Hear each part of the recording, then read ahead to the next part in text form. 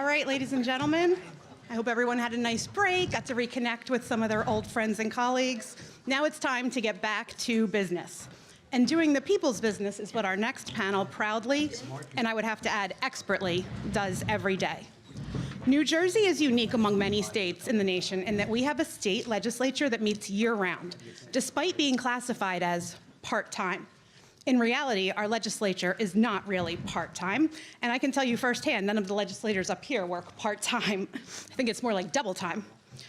Our legislature is quite active. They undertake thousands of bills every 2-year legislative cycle, bills that cover every aspect of life in New Jersey, including public education.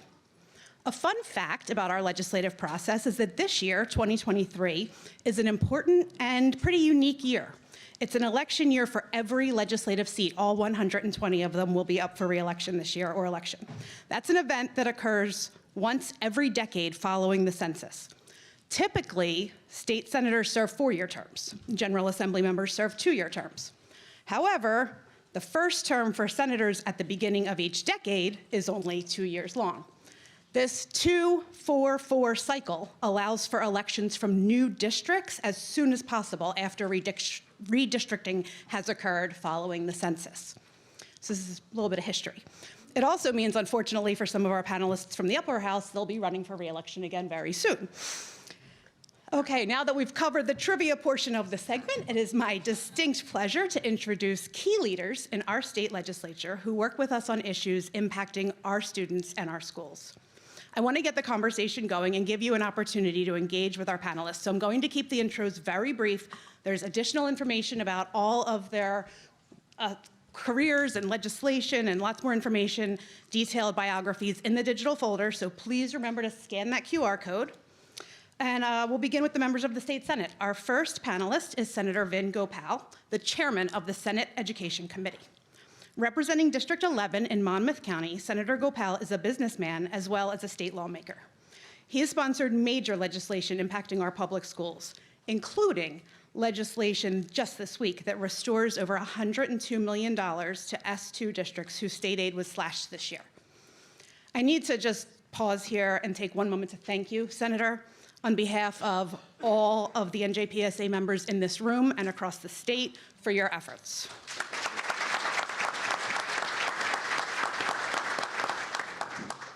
Your bill will save educational programs and services for many students.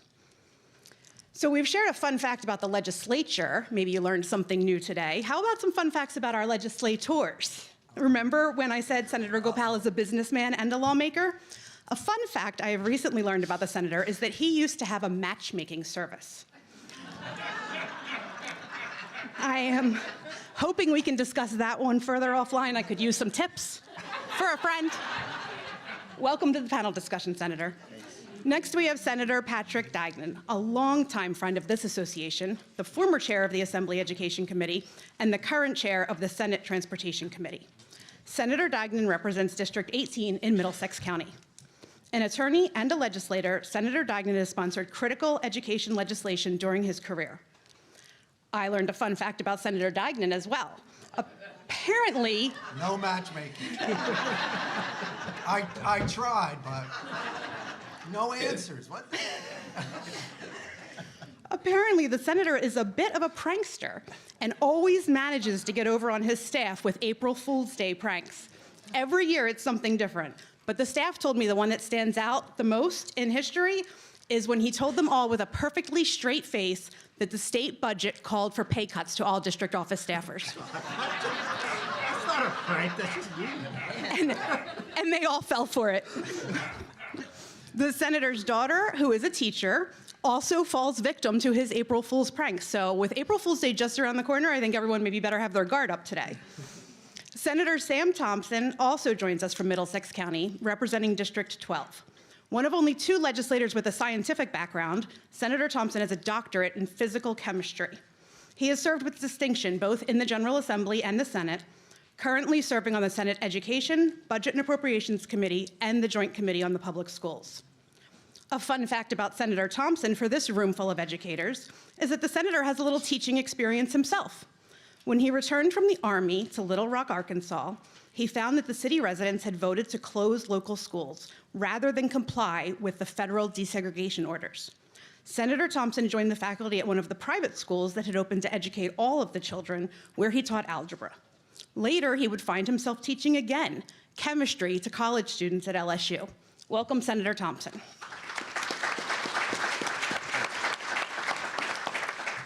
And from the General Assembly, our special guests are both members of the Assembly Education Committee. Assemblywoman Mila Jacey has been the voice of New Jersey students in both K-12 and higher ed for many years. She represents District 27 in Essex and Morris counties. She's the chair of the Assembly Higher Education Committee, the vice chair of the Assembly Education Committee, and the vice chair of the Joint Committee on the Public Schools. Assemblywoman Jacey has left her mark on many positive bills impacting our schools. And what I want to share with you about Mila today is less of a fun fact and more of a funny story. But I think it's a wonderful illustration of who she is as a person. Her first time running for Assembly was a bit of a surprise candidacy. Her predecessor had been indicted 2 months shy of the election. It is New Jersey. So she was really not expecting this race, and she had a long planned and already paid for family vacation, a European cruise, that she was away when her lawn signs came in. So eager to get this already late in the game campaign started, her staff went out and put up the lawn signs all over the district, right? Great job. Only problem was they were spelled J-A-C-E-Y, not J-A-S-E-Y. Now, while others would have gone absolutely ballistic, I've worked on campaigns most of my life, and I can tell you ballistic is an understatement. Mila simply and calmly thought of how this could be fixed. The solution was rolls and rolls and rolls of S's on black sticky notes kept in people's cars. Family, friends, and supporters would drive around the district and leap out of their vehicles every time they saw one of her signs to fix it. And I understand this lawn sign drama continued for the next 3 successive campaigns where there was one error or another, demonstrating both that Murphy's Law is the cornerstone of the political process and that Assemblywoman Jacey is one class act.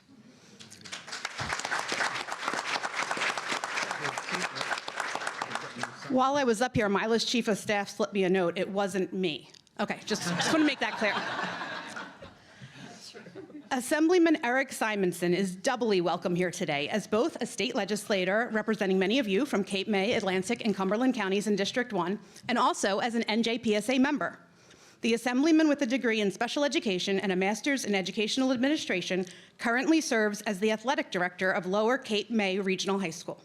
He is a member of the Joint Committee on the Public Schools and the Assembly Education Committee, among others. Fun fact about Assemblyman Simonson is he's not only a singer, songwriter, and frontman for a band that has performed with many nationally known artists, but he recorded a children's CD, E is for Eric, which was considered for a nomination at the Grammys. Welcome, Assemblyman. And last but certainly not least, it is my great pleasure to turn the podium now over to our moderator, Mr. John Mooney, the founder and executive director of New Jersey Spotlight News. And if you thought you were escaping the fun facts, you're not. Mr. Mooney. Following college, he was a member of the team that won the first ever world championship in ultimate frisbee. How cool is that? The championship was held in Gothenburg, Sweden, and his team name was the Rude Boys. Always a consummate gentleman in anything but rude. Please join me in welcoming our moderator and our superstar panelists.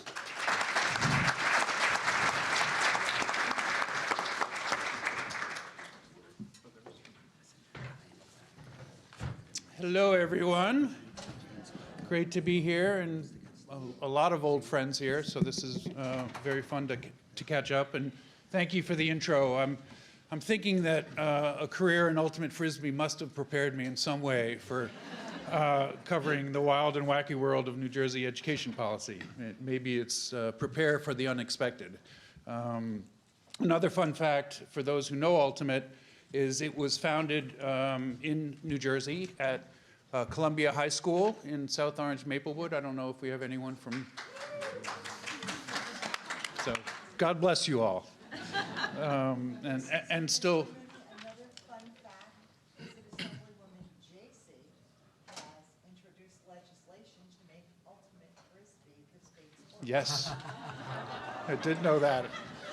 I don't want to influence you in any way, Mila. But that would be a great thing. So anyway, I'd like to get us going. A couple rules of this. We have a lot to cover, and I hope to talk about funding. I hope to talk about the high school test, mental health, staffing, a host of things for us. So one of the things I'd like to ask our panelists is that we be quick, with our answers, so we can give not only each other a chance, but I also want to open it up for the last bit of this to Q&A from you folks as well. So, there is an awful lot to talk about, and I really want to get to all of it. But let's start, and this also will be quick, but I want to go down because I certainly want to give you an opportunity to introduce yourselves. And we'll start with you, Senator Thompson. In a sentence or two, and I take that literally, as a legislator, what you think is your top priority for education in New Jersey? Well, of course, today we have the problems of assisting the kids to recover from the impact of COVID. That's been a very traumatic experience for them. They had all kinds of educational loss because of what had to be done with the schools and so on. So getting them able to restart and back up to where they should be at this point in time. Great, thank you. Senator Gopal? Learning recovery and mental health resources. Not even a full sentence. Wow, okay. Assembly Warren? I think I would agree with that, yeah. Yes, that was a ditto. And But also, yeah, please. teachers, we need to bring the esteem back to the profession, and we need to find ways to not only recruit them, but train them and pay them better and put them where they need to be. Senator Dagny?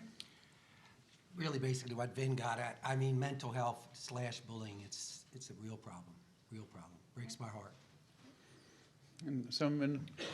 I'll just add on. I agree with everything that's been said, but obviously funding, which we've already mentioned, and school safety as well, if you tack on for the rest of what everyone has talked about. So let's jump on funding. Obviously, there's been some news of late regarding additional funding for S2 districts, or districts that suffered under S2, I guess. I don't know if that's a classification per se. And I'll start with Senator Gopal, since you were at the center of this. Not so much what went into the additional funding that was just added, but I guess a big question is what happens next? Not just for this year, because these are still going to be some cuts for some districts, but are we back on S2 next year? And then, technically next year is the last of S2. And then what in terms of the funding formula? I have not heard much talk about revamping that, which is a massive project, or could be. Talk a little bit about sort of what's next Sure. in terms of funding. So the last 3 weeks were very challenging, and I'm very fortunate to have colleagues like Senator Dagnan and Senator Thompson in caucus supporting, but the Democratic leadership was on opposite ends of where we were in restoring money. I think one of the big missing pieces is while the S2 districts have lost enrollment, these districts have learning recovery challenges, mental health challenges. Just because a district has lost 40 or 50 students doesn't mean that their costs are going down. Inflation, healthcare costs, a lack of transparency, a lack of clarity. So I'm going to fight really hard to try to get this change. And Senator Dagnan, who's been great, called me a couple days ago, and so I've got challenges in Democratic leadership. Obviously, where we started with, I told the governor directly, I'm not voting for a budget that doesn't restore funding in it, and we finally got up to 102. I would have loved to get to 157. That's not where we ended up. Could, but we have a while to go. I don't think penalizing districts right now, because 10, 15 years ago, districts I think when S2 happened, we remember the underfunded districts. We remember Chesterfield and Freehold Borough, bless you, and those districts and the struggles they had. And we saw when the formula wasn't being funded for all those years from 2010 to 2017 what was happening. But I don't think anyone could have predicted what happened during COVID and the incredible monumental impact it's having right now. So I do think we need to restructure this. We have to look, because a district 14 years ago spent money on a football field. I don't know why the Board of Ed or parents or teachers should be penalized for that right now. And if a district is doing the proper things as far as cutting where, doing attrition. I mean, one of my big concerns on S2, it really hurts regionalized districts. Like I have Freehold Regional, and we need to be promoting that. So I have a lot of concerns. This is going to be a big fight, and I'm hoping to try to organize as many colleagues I can in the Senate on the Democratic side against the Democratic leadership on this. Let me just follow up on that. Is there also consideration on the budget cap and that impact on districts? I think everything should be discussed, and everything should be on the table, and I'm hopeful after this budget gets signed, those conversations will start, one way or the other. Senator Dagnan, you were referred on this. Your thoughts? I mean, is this, you've been in the legislature a little time? Vin has summed up exactly where I'm coming from. I think really basically the starting point should be last year's funding. You know, you experience this every day. I'm getting calls. What does it look like this year, Pat, for us? That's crazy. You should at least know you're going to be funded, as Vin and I were talking about the other day.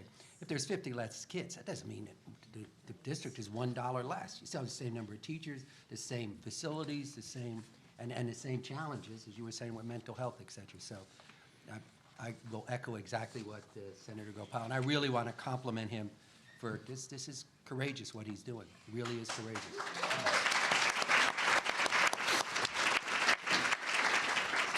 Just talk a little bit about I mean, I think we all know that, you know, not much happens without Senate leadership or Assembly leadership on board with this and the politics of it. Do you see this as a big fight to come from your perspective in terms of getting, you know, some of these fundamental changes into the formula, or do you think that there's some appetite for that now? I think Greg Coughlin is a personal friend. He's probably as decent a person as I've ever known. Nick Spitari is, I think, doing an exceptional job as Senate President. I think they're trying to do the right thing here. You know, you're trying to do it incrementally. I mean, well, Vin did this week with getting this through. It was a huge deal, but it's a first step. I don't think anybody's saying the job is done. So I think leadership is on board, and his advocacy is really basically moving it forward. So I'm very confident. Assemblywoman Jaycee, speak to this issue from the Assembly's point of view. In all honesty, we haven't had very robust conversations about this yet. But certainly when we do, I certainly will be one of the people pushing for funding, not just because it's budget time, but because we have so many challenges happening in our schools right now. I hear about them every day because my sister lives with me, and she's a high school teacher in Newark. And every day she's talking about her kids, how stressed they are, how immature they are. You know, the pandemic has affected them in ways that we don't even realize yet. And I think it's going to take time for us to recover from that, and for our kids to recover. I was surprised and very disappointed when she told me that there will be no summer school this year because they don't have the money for it. And this year, more than most years, we really need summer school. We need intensive tutoring. We need mental health services for our families and for our students and for our staff. This is So- Newark schools? Newark, yeah. Okay. Just gained a lot of money. There may be a story there, but anyway,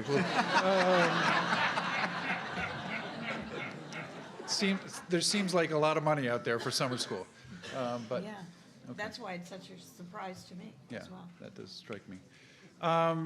Senator Thompson, what about doing away with the budget cap? What about, doing away with the 2% budget cap as part of this conversation? I think we could look at it. I'm not sure we would want to totally do away with it forever, but at least suspend it or something or other for critical times. Do you think it's worked? Do I think it will work? The cap has worked for districts or for communities. Obviously, it's limiting tax increases. Well, of course, people are very concerned about their property taxes, so that's why you have the cap there, because of it. And I was going to ask the same, Assemblyman Simonson. Yeah, I agree with the senator. I mean, I could see maybe, you know, experimenting with raising it a bit, a percentage or something. But I want to commend Senator Gopal for, you know, I'm all on board with funding. We, in Cape May County alone, we lost 9 of our 18 schools lost funding, and one of our poor, smallest schools is Wildwood High School, or Wildwood School District, actually, and they lost $2.1 million, which is a third of their whole budget. So I appreciate the work on the Senate side, and I know that Vice Chair JC I'm pretty sure that we're all on board with working on it on the Assembly side. You know, we have to look into the future to it and see. I think repealing some of the S2 funding laws. I know we're working on it. We have working on a bill on the Assembly side to, like the senator said, you know, fund every school like the same amount as last year, and whatever the difference is, roll that into the school tax levy so that property taxes go down. And that's what people want. They want lower property taxes, and they want good education. I think we can do that if we all work together. Our kids are nonpartisan, so, you know, we have to work together and fix this in New Jersey.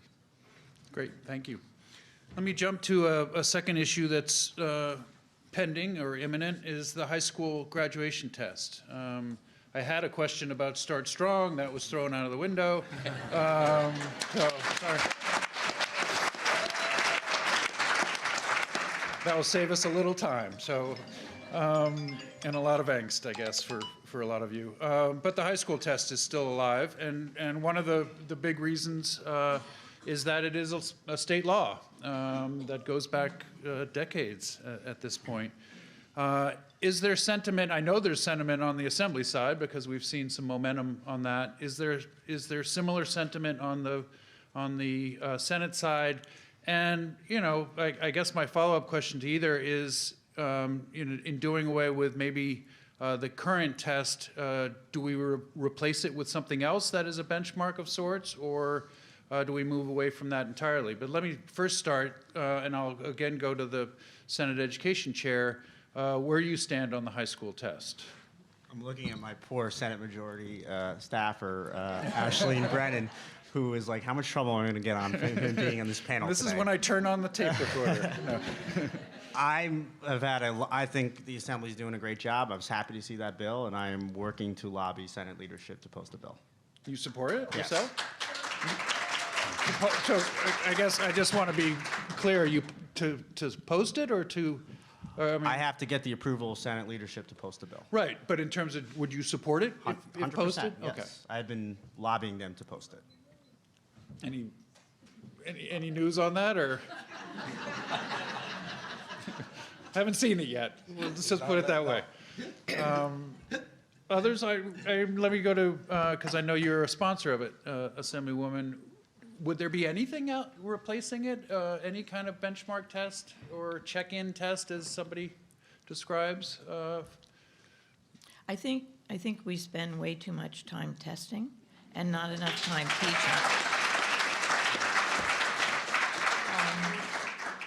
I think that, you know, if a student fulfills all the requirements, all the required courses, and passes those courses, that should stand. All right?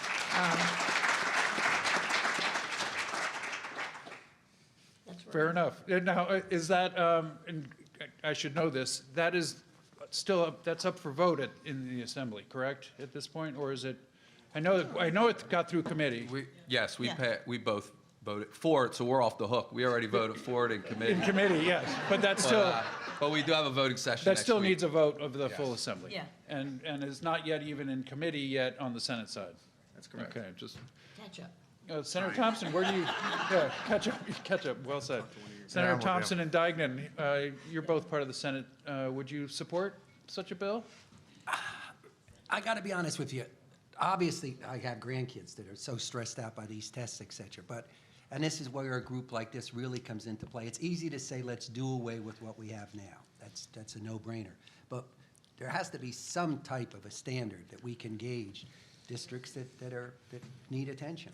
So I really would like your input as to Part B. You know, Part A is easy. Let's do away with what we've got.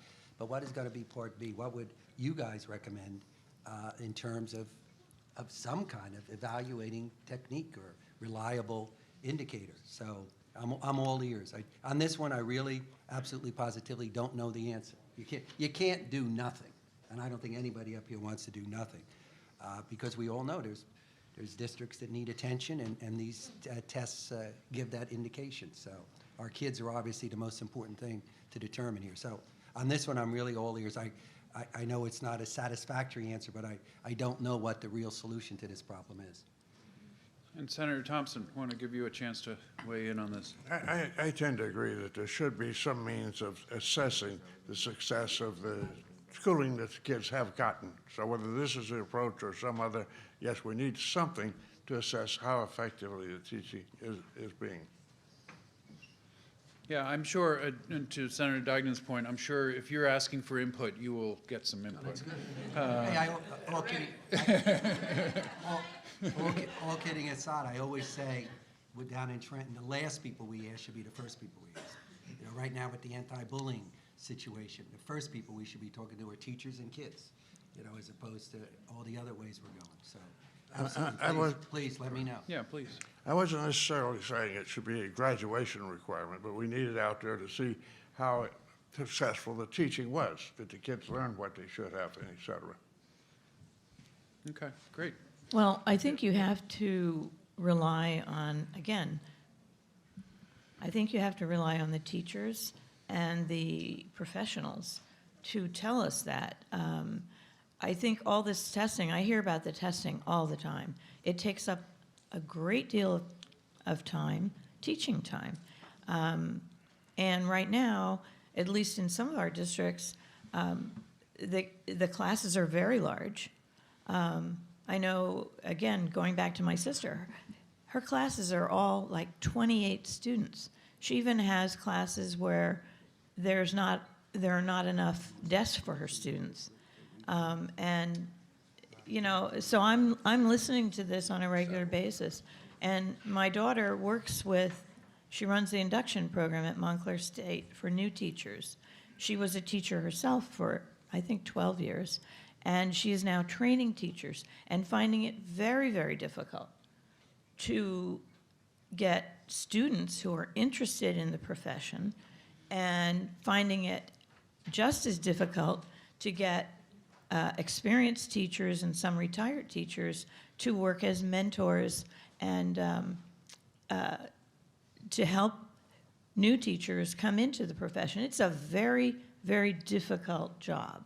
And I think we need to recognize that, and I don't think that testing is necessarily the answer. I think that, again, our standards for classes and for subject matter are pretty high here in New Jersey.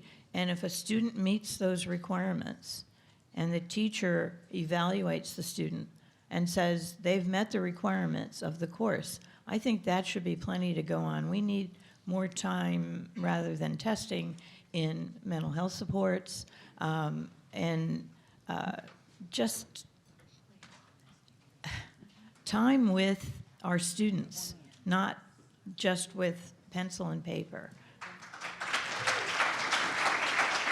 Senator Gopal. And just to add on to what the Assemblywoman said, you know, we saw this when the NJPSA process was happening, how much money was involved in these test-making companies. There has not been enough assessment on, there's a financial means, not just the administrative burden of making sure you prepare for these tests and the follow-up and administering the tests, but there's also a lot of companies making a lot of money off of all this, and I don't think that's been discussed enough. So. I would add maybe one in particular, but but for another day. I wanted to offer some opportunity. This is, breaking from protocol a little bit, but since Senator Deignan asked for input, and I have a room full of it, I wanted to at least take one comment or question. I don't know, were you the one? Were you the lucky one? Yeah, okay. I think so, yeah. Yeah, keep it brief. My name is Kurt Carthage. I'm the principal at Point Pleasant Borough High School, longtime high school principal. And I think many of you touched upon this too, the effects of COVID and how kids are struggling. Their mental health is obviously front and center right now. So, and that's why everybody's just so excited about Start Strong going away, is because these kids need more time, A, in the classroom with learning recovery, and B, with mental health, and less time taken away because of testing. So going forward, I don't disagree that there needs to be a standard, but however we can streamline that, because even with Start Strong going away, the spring testing right now, grades 9, grades 10, all that extra testing really creates choppy days. So we have maybe 6 to 8 days of testing. Those aren't normal instructional days, and the kids feel that. And as much as you try to create a schedule that is beneficial for students and teachers, it's not the same. And so it does detract from the learning on those days, and they're losing valuable time in the classroom that they need, both from an educational and mental health standpoint. So if there's going to be, something for the 11th grade to say, hey, you've met these requirements, that standard you speak of, let's streamline it and let's get it where it's really tight. It's that one day of testing, and that's it. And then, so we have that, but we're not taking 6, 7, 8 days in the spring of broken schedules and reduced instruction time because the kids need it. I'm stunned by you saying it takes 8 days of testing. Start again, I'm sorry. I'm kind of stunned that you're saying it takes 8 days of testing. I agree, 1 day or something, but 8. How do you manage to stretch it in 8 days? Grade 9, grade 10, grade 11. Yeah, it's not individual kids. It's all, not, all yeah. students But have the 8 school days of goes through, testing. yeah. It's a different grade and so on each day. Okay. But your point being, when even some testing is going on, it basically, arguably, my wife is a retired principal, so I can relate to your pain. Let's jump. You raised it, mental health, and we all are agreeing. I'm sure it's unanimous in this room. The crisis, or certainly the challenges that are going on. I'd like to ask you all, what can the legislature do about this? What are the measures? I know, Senator Gopal, you had a hearing on this in terms of, the spoke and hub model, hub and spoke model, and some of that. But what is the state's answer to it, as opposed to necessarily what districts are doing? I'll start with you. So, one of the challenges with over 600 districts, every district is doing a little something different as it relates to mental health. The Assemblywoman JC did a great job in making sure the 90 hubs, not 90 school-based youth service programs were continued. Even the challenge with those 90 is that some are doing really well and others not so great. I mean, I have a bunch that I visited, and they're all really different. I got an incredible one in Red Bank at the source, but then I visited another one I won't name, which they weren't doing anything. They didn't have a tutoring program, they didn't have, and meanwhile I go to Red Bank, they had everything there. So I think that has to be streamlined a little bit. And then out of our 600 districts, some have the money and finances to have social workers on site, others have contracts.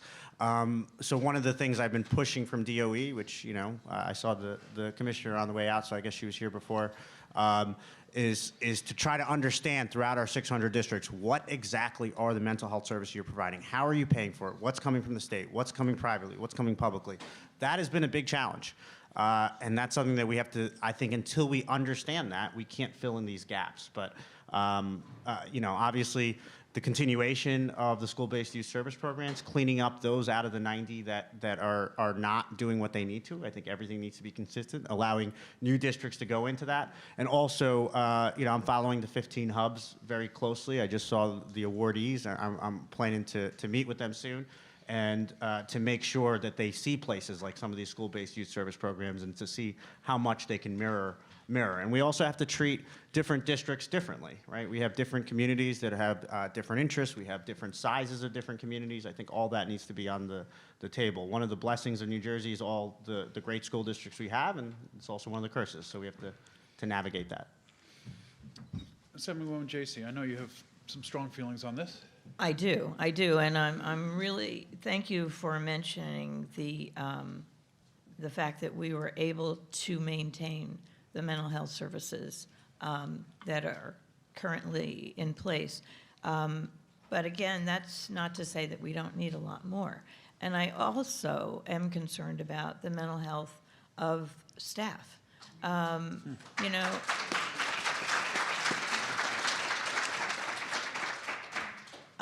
because those teachers that I've spoken with, and not just my sister, but others, are exhausted.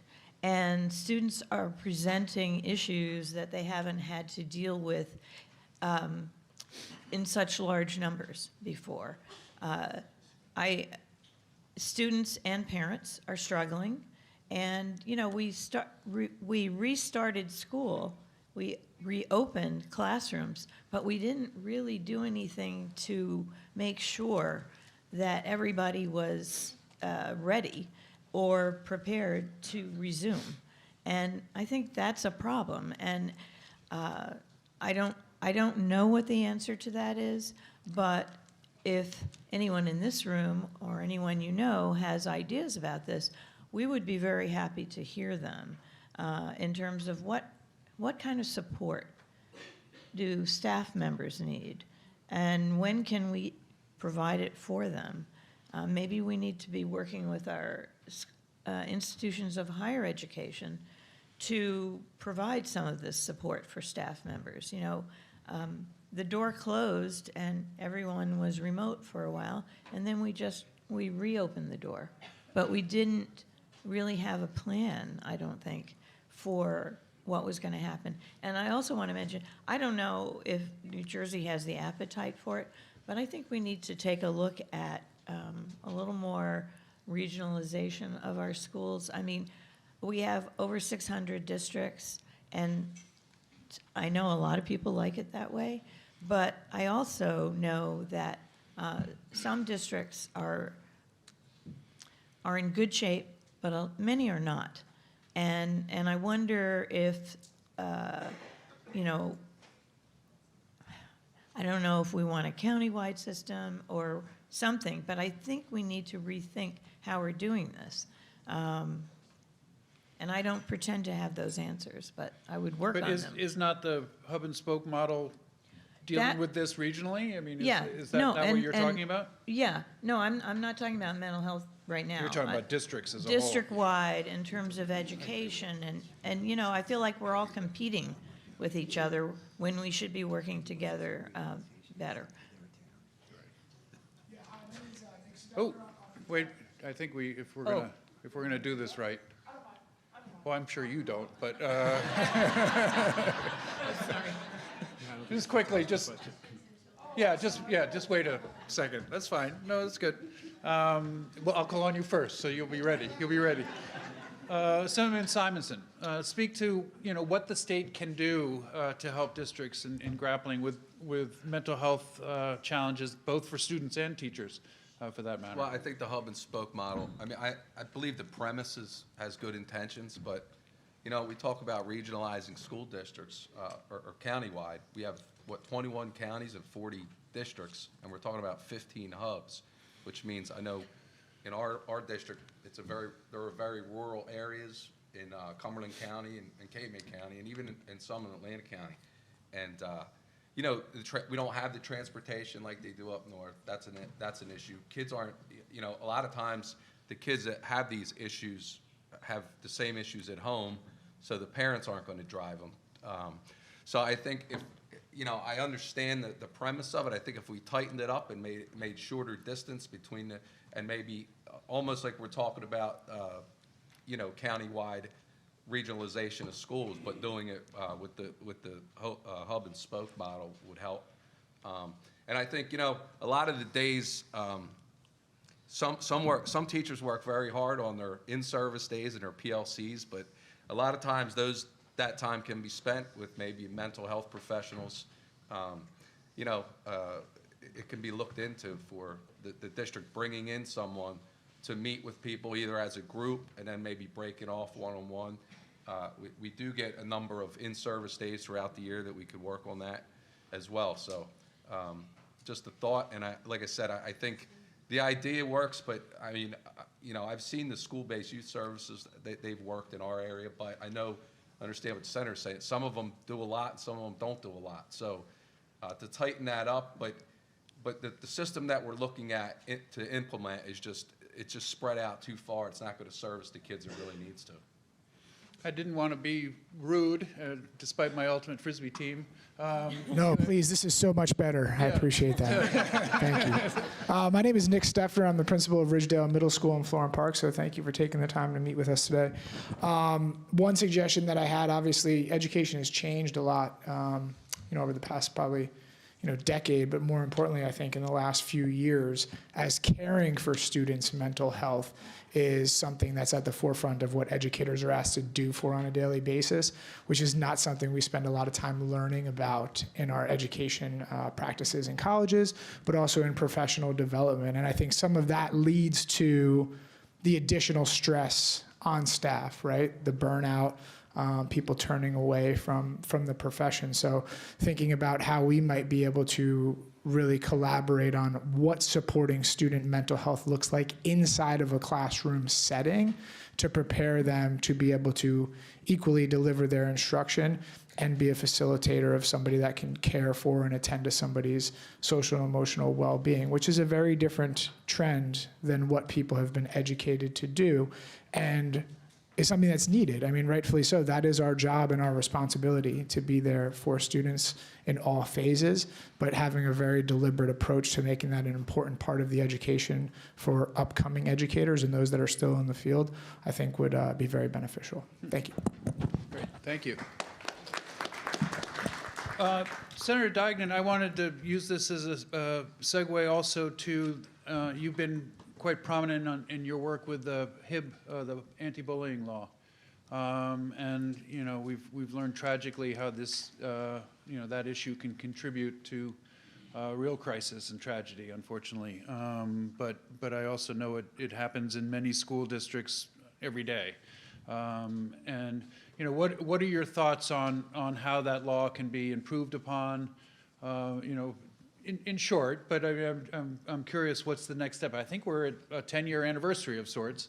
We may have passed it last year, but what's next for HIB law in New Jersey? You're all smart people in this room, so I'm going to tell everybody, put on your must-read list the book, The Body Keeps the Score. Has anybody here read it? What is it?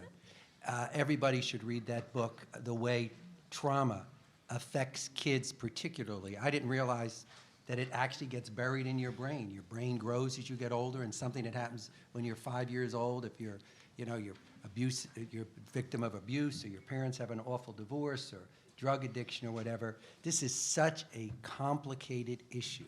I love these folks that now want to put every bully in jail. Come on. Many times, and you folks on the front lines, many times the bullier is the one that needs more attention than the bullied. You find out that they're being abused at home, or mom and dad are in an awful relationship or whatever. This is complicated stuff. And I think, in my mind, it's the number one thing we have to attend to. It breaks my heart. I was recently over in Edison at a talk at Read Across America, and 7th graders. And afterwards, I said, can I talk to you kids? Is bullying a problem in school? And they said, absolutely. And this one little girl, it breaks me up to tell you the story, says her best friend's brother is very heavy. He goes into school, and all his buddies make fun of him, and he goes along with it. Oh, look at me, couldn't get his shirt to fix. He goes home in the afternoon, goes in his room and cries all day.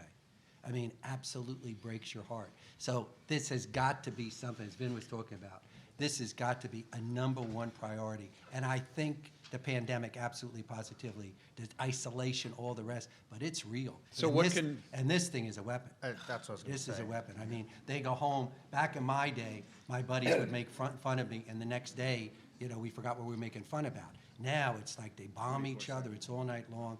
It's really something that we have to get a handle on, because it's frightening, and it's destroying kids. Look at it in Metuchen. A young girl, a 7th grader, committed suicide last week. I mean, and her 6th grade friend is the one that found her. You talk about breaking your heart. So what can you do I mean, from a state legislative level with the Well, law? what Vin is talking about, Highland Park, anybody here from Highland Park? Highland Park, the high school is just unbelievable. They actually have a psychologist on site. The kids can walk out in class and go down, and they're there. That is, to me, I visited a lot of them. That, to me, is the model that we have to follow. They get it better than any other district that I've seen. Is that school-based youth service? Yes, yeah. And, you know, the regional is great, but as they told me in Highland Park, you know, if it's regional, the kid's not gonna be able to walk out of class, you know, it's gonna be after school, and mom and dad are gonna have to drive them there. I mean, and mom and dad might be at work. I mean, I know, and New Jersey is such a diverse state. Sussex County is different than Middlesex County. Middlesex County, different than Hudson County. So it's so, I wish I could give you a solution, but it's something, in my mind, well, you know, even the money part of it. Are there enough school psychologists? Somebody told me, is this true, would anybody know, that in the entire state of New Jersey, there were only something like 300 juvenile psychiatrists not associated with hospitals? Is that right? 300 in the whole state? I mean, wow. Yeah, 6 months to get an appointment, yeah. I know a friend whose child was going through 6 months to get an appointment. It's crazy. So to me, all the other stuff that we're talking about, testing, everything else, this to me is number one, because it's just heartbreaking what's going on with kids, heartbreaking. What's the name of the book again? The body keeps the score. Keeps the Body score, Keeps- right. The score. That's like ACEs and adverse childhood experience, and a lot of that is. I learned, it's not an easy read, full disclosure, but I learned more about trauma by reading that book than I ever imagined. Senator Thompson, before we move, speak to what the state can do to ease this crisis from your point of view. To relieve the bullying pressure? Well, or the mental health, the larger one. I mean, the sense of, I mean, these are obviously all district by district, if not school by school and class by class. But what's the state's role from your point of view? Well, the state has to assure that the funds are there to be able to get the staff that's necessary to provide the treatment and whatever is needed to take care of these kind of problems. In addressing this? From the state perspective, the primary thing is Is funding. the funding piece, which we've talked about. I want to open it up. We haven't talked yet about staffing and what, again, the state legislature can do in easing some of the staffing shortages. And I don't know if that's one of your questions. We will get to that, but I certainly want to provide an opportunity. I think we can go to 12:30 or so. If there's questions, raise your hand, and we'll. I don't know where the mics are. Oh, here we go, right here. And there's a couple over here as well. Good afternoon, and thank you for your interest in helping us. We appreciate you coming before us. My name is Nicole Moore, and I'm a principal in Chemung, New Jersey. We are in Burlington County in the Pinelands. And my question, and some of this does have to do with staffing. I mean, I've been a principal of my school 22 years, and for the first time ever last year, a year ago, December, I was threatened. Threatened verbally on the phone. And I want to let you know, and my association knows, it took over a year and a half for us to get into municipal court for this to be settled. I think that when we're doing our jobs to protect children, that it shouldn't be that difficult for us to do our jobs. I also think that, and I've asked my association to work to get greater accountability for the actions of people that threaten school officials. Mine eventually did get it, and I had to sit through months and months of traffic court. This is where my case was, in traffic court. Our school board attorney wasted time being moved from court to court, delayed. It happened in December of 22, and we got resolution in this past January, I believe it was. So it took that long. And this judge eventually did give him, I mean, it was like weekend jail is what he's going to get in community service, but I'm trying to do my job. So for you to call a school and threaten, I'm sure I'm not the only one, and I work in a nice rural community, so people don't expect it there. But when we're trying to do our jobs, I feel like we should have greater protections, and we shouldn't be threatened and harassed for trying to follow the law and protect children.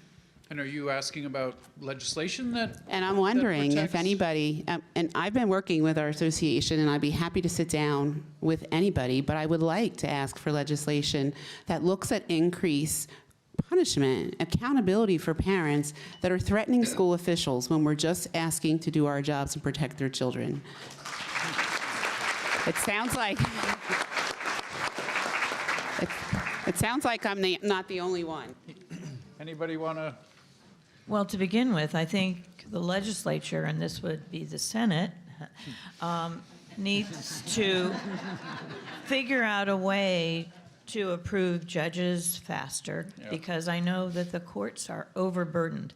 And it's not just because of COVID. COVID exacerbated it. But we don't have enough judges sitting, and there's no excuse for a case like that to linger that long. But yours is not the only one. Oh, I'm sure. And I hear this a lot at home, again, because my husband is a retired judge, and he's never been asked to come back. He would go back. And I know that, it takes way too long to get our judges approved and sitting. And, people should be heard, and I agree with you. There is absolutely no reason that any educator should feel threatened and not heard for that long. What about special protections for legislators? Facing these I'm just throwing it out as an idea. I'm sorry, not legislators, educators. No, wait, I forget you. But Senator Gopal. I would say three things. One, on the judges, the Assemblyman's right. So in New Jersey, governor appoints judges. The Senate has to advise and consent. We're proud in Monmouth County. I'm a Democrat. My colleague, Senator O'Scanlan's a Republican. Every one of our spots is filled. Other counties, even if they're one party, they spend years fighting, and the courts don't go, they don't have judges. We don't have that problem in Monmouth, and we even though we're two different parties, we have a full, we approve everybody immediately. Two, absolutely happy to work with you in the association to take a look at that. Three, we've seen a decline. It's gotten, and I really think it started back when, Chris Christie yelled at a teacher 12 years ago, and it just got worse and worse and worse. And now we've got folks coming to board meetings. We've got legislators who want to put cameras in the classroom because they think teachers are doing something wrong. We're in a really bad time, and it's because there are politicians and political groups out there that are saying that teachers are teaching inappropriate things to third graders, even though they can't point to a single school district where it's happening or a single place that it's happening, but they continue to do it to try to divide people, to try to scare parents, to try to get these unwell people who get elected to the Board of Educations, and it's getting to a really dangerous place, and someone is going to end up getting hurt if more parents don't start standing up and don't let these people get elected. Some of these people don't even have kids in the school system. They're there because, for whatever reason, they think something wrong is happening there, and they can't point to it. And it's scary. I've got board members in districts, and I just met with a group of teachers in one of my districts who are scared. They're scared because of the Board of Ed people that are there, because they're targeting teachers. So all of that, if you want to say why we have a staffing issue, that's the number one reason. We've got a bunch of politicians who have politicized, who have completely politicized an entire industry just to try to get some votes out of it, because parents are busy, they're living their lives, they hope they see a Facebook post, and they're scared, and they think the teachers are doing something wrong.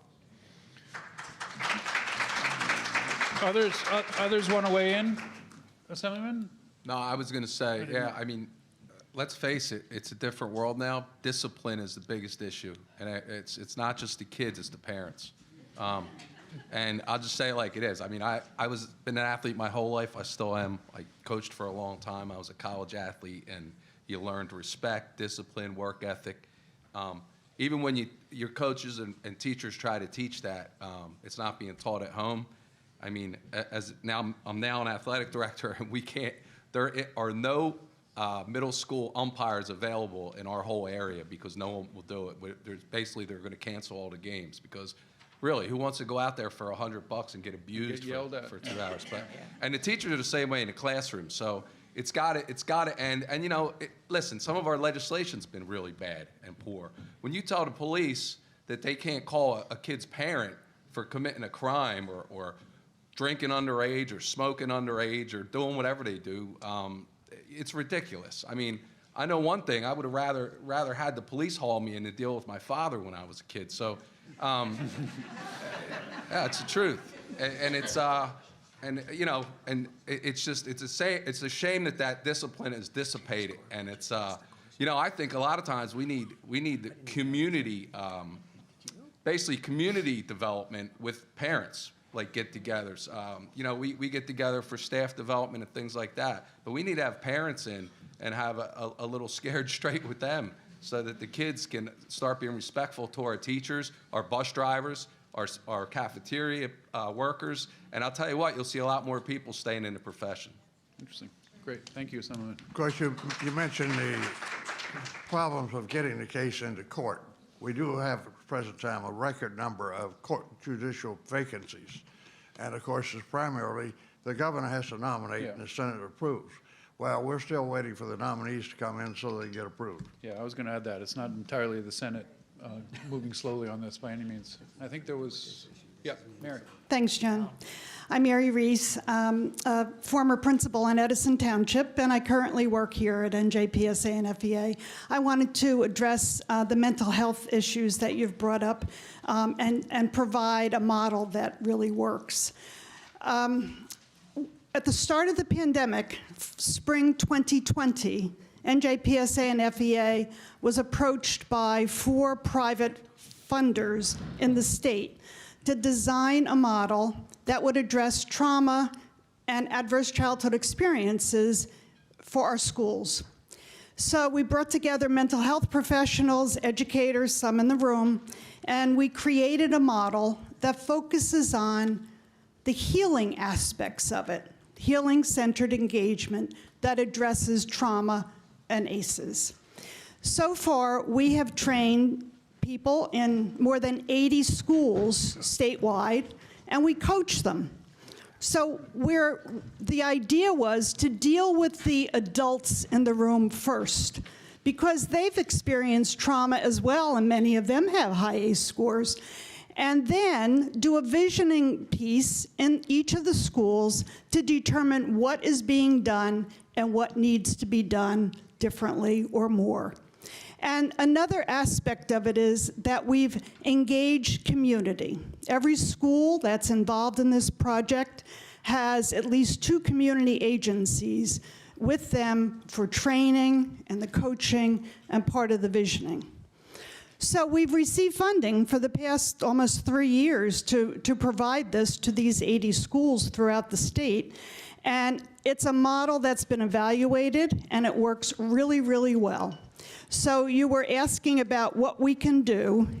This is an example of the kind of project that we could replicate with sufficient funding for many schools throughout the state. And I very much appreciate the fact that each of you is seriously interested in the mental health of the adults and the children in our schools. I appreciate it very much. Thank you. Thank you, Mary. Did you have, yep. We only have time for 1 or 2 more, so I want to give that opportunity. Hi, Jessica Smedley, Director of School Counseling in Hillsborough Township Public Schools and immediate past president of New Jersey School Counselors Association, here with my compadres. I was going to say, it comes with the... Hi, I'm Jennifer Krenti. I'm the president-elect of the New Jersey School Counseling Association.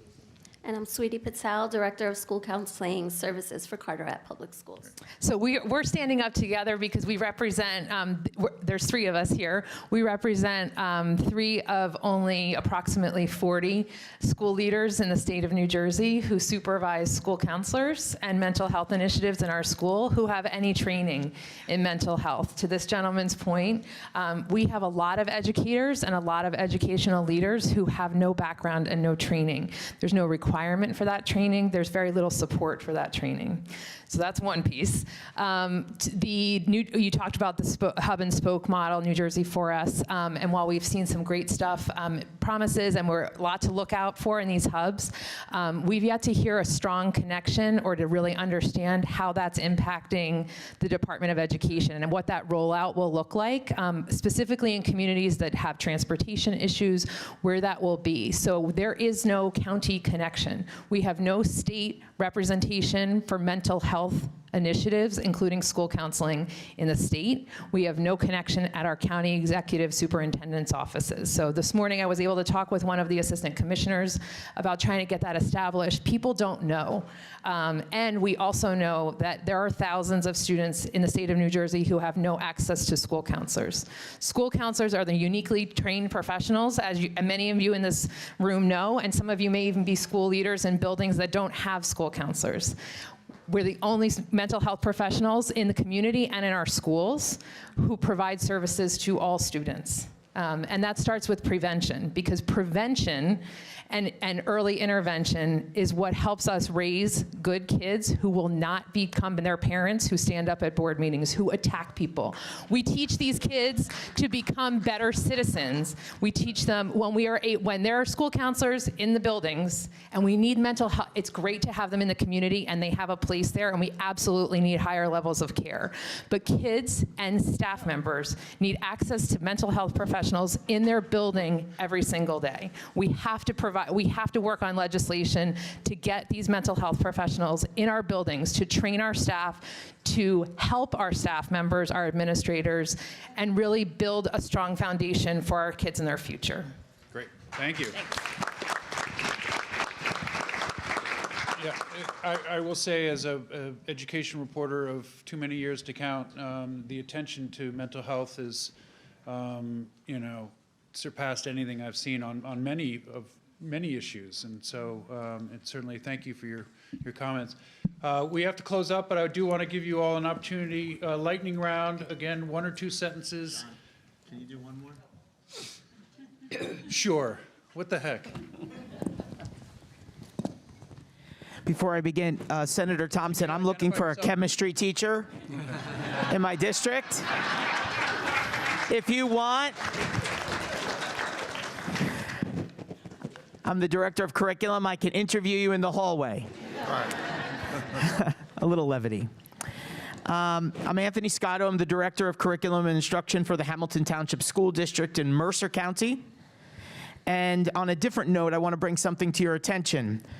As you or your colleagues look to implement more mandates and more standards, I need you to be thinking about what the curriculum development process is like when it's done the right way. And that's all I stand for as a director of curriculum, that it be done the right way.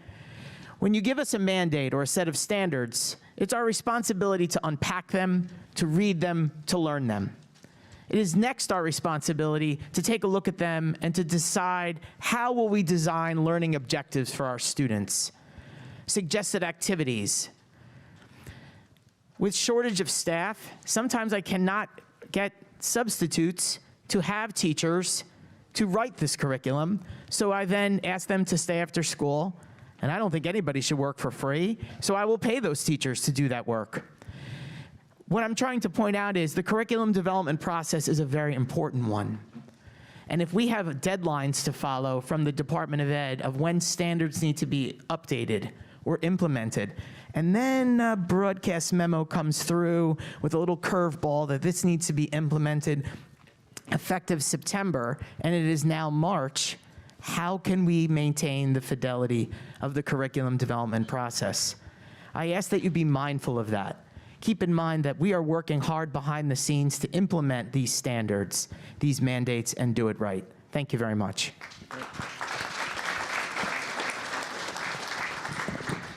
I want to give you all an opportunity to say some final words. The takeaways that you think you want to leave this audience in terms of the legislature's role on a host of these issues. There are too many to count. But why don't I'll start with you, Senator Thompson. Again, a couple sentences, but I want to certainly give you the final word. Thank you. Well, we recognize the challenges you're facing today as a consequence of COVID and what effect it had on your education programs and your teaching and so on.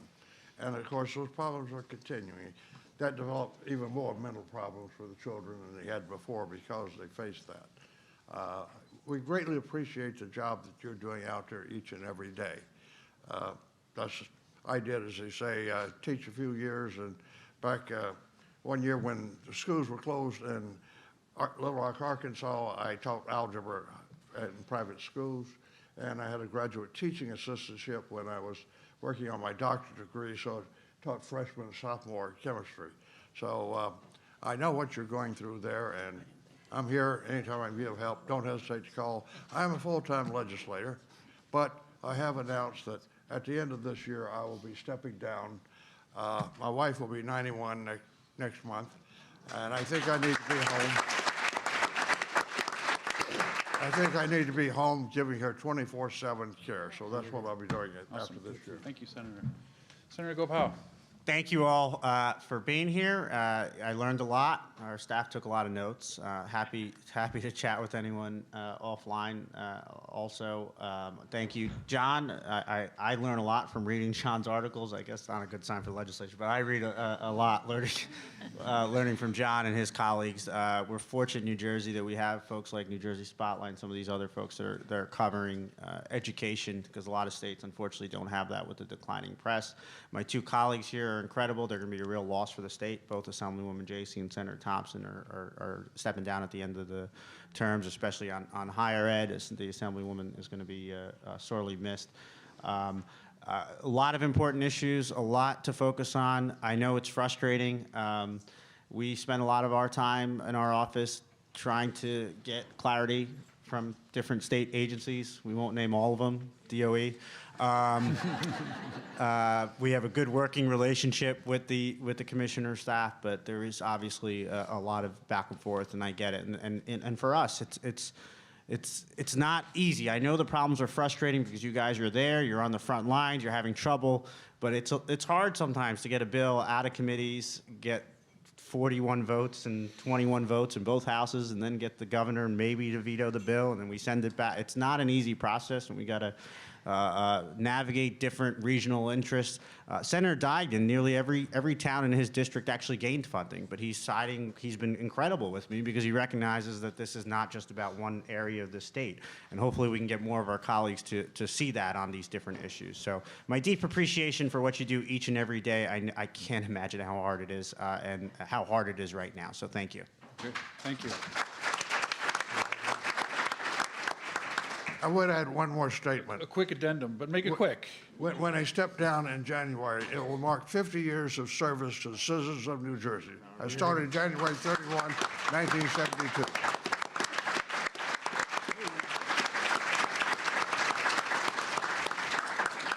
Assemblywoman Jaycee. I can't Final top words. that. It's true. I will also be stepping down. However, my interest in what is happening in the schools in this state will not end, and I hope that I'll be able to continue to work with the department, but also with people that I know in different districts that I hear from on a regular basis. Someone mentioned being on the school board. I served on the school board in South Orange, Maplewood for 8 years, and before I went to the Assembly. It is a very, very difficult job, and I am really, really concerned about some of the things that are happening on boards now, and how that impacts our districts. We have a really excellent school system here, and that requires each and every one of you, but it also requires people coming into the pipeline to be teachers, to be educators, to be counselors, to be school nurses, and I'm worried about what is happening because of social media, because of how easy it is for people to attack and be invisible, and to impact the morale of the people who are educating our children. Now, my 3 kids got great educations here, and I'm happy to say all 3 of them still live in New Jersey and are raising their children, my grandchildren, who range from 1 to 14. So I hear from them on a regular basis. They're all in public school or daycare, and I hear from them on a regular basis. So I'm well aware of the things that are happening out there. We need more people to step up, speak out. Those of you who are teaching, I know you don't have time to do anything else, and administrators, but encourage some of your neighbors or people you know. Instead of complaining, get some of the better people to run for the school board and to run for the legislature, because we're only as good as the people who make up these different groups. And, you know, we can work together, we do work together, but we don't have all the answers. We need to hear from you. You need to know who your representative is, who they are, and you need to talk to them. And when you talk to them, come with solutions, not just issues. Great. Okay? Thank you. Thank you. Senator Duggan? I've been at this a long time. I knew when he was Jonathan. Hey, you know the old expression, every crisis is an opportunity? We all admit these are really challenging times, really challenging times, and disheartening in a lot of ways, but also an opportunity. Hey, school counselor, when I was back in school, a school counselor did nothing but give you advice as to college. It's a different world now today. And people, hey, I can tell you in my neighborhood, when I was a kid, kids that were being abused by parents and et cetera, everybody just pulled down the shades and didn't pay any attention to it. So at least we as a society at this particular point realize this is something that we have to deal with. And your input is essential. You guys are on the front line. You deal with it every day. And as we just talked about, please reach out to us. Let us know. And by the way, these 2 will be missed. Yeah. Will really be missed. I was thinking about Ronnie Rice before, too. The good news is New Jersey's legislature, thank God, is not like Washington, D.C. We all respect each other. We all get along. There's none of this pettiness. We try and come together. I think you sensed it here on the panel today. So I'm really honored to serve down there, and I'm honored to represent you. But please reach out to us with suggestions. Don't hesitate. And thanks for doing this. Thank you for doing this. You get the final word. Save the best for last? Exactly. All right. Well, I'm one of you, so I've 30 years of my life teaching for, 18, and administrator for 12, and somewhere in there was 14 years of coaching. But it's important to be supported, and I know, you know, it's all about supporting the kids. That's the #1 priority, but also teachers need to be supported by their administrators. Administrators need to be supported by their community and families, and I just, you know, any outreach you can do to let people know what you're doing in your school, to educate them, because a lot of the teachers that call up and threaten people and do these things have no idea what administrators and teachers are doing every day in that school to help kids. So keep doing what you're doing. God bless you, and have a great rest of the school year. I want to thank our panelists again, because it was wonderful. I'm sure all of them are willing and available to speak with you. Some may have to run out, but really do reach out. I know them all, and they do, you know, they're authentic in saying they want to hear from you. I also will leave some cards here if there are things that you think that are you know, worthy of good stories, statewide stories or local stories. What's that? She gave you Newark already. Newark, yes. And I won't quote your daughter, I promise. No, my sister. So it's your sister? So I will leave some cards up here, but thank you all for listening. It's been a pleasure.